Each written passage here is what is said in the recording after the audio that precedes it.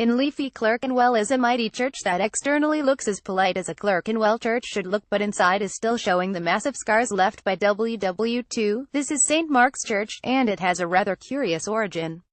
This part of Clerkenwell was once home to the New River Water Company, and when they started developing the area into housing, were prevailed upon to donate some land for a church. The current Middleton Square was duly laid out, with the church in the center. A condition of the donation, though, was no graveyard. The square was to be kept open for the locals living nearby to enjoy, not to become a resting place for the dead. As it happened, burials are not prohibited outright but have been discouraged through high fees.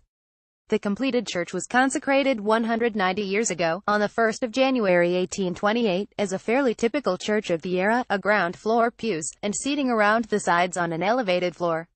Although the body of the church was rather ordinary, the tall tower, clad in Bath stone, is a triumph, dominating the area and providing a magnificent approach from the main road.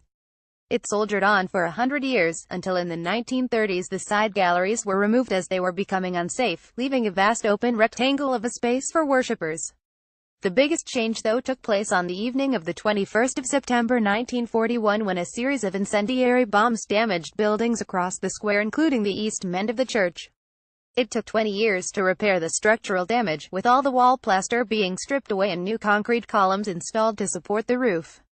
Today we have an austere brick box, and that rather unusual aesthetic is what makes this church such an interesting one to visit.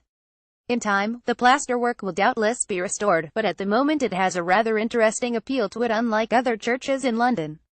It is also a church that made a very fleeting appearance in a Channel 4 program, as it can be seen from the windows of a Georgian row of houses, one of which at the turn of the millennium was in a very run-down condition.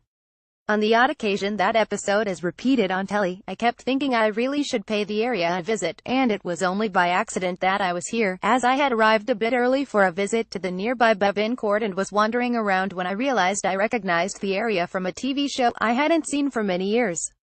I guess the show made a bit of an impression. What's on in London today or tomorrow, or this weekend?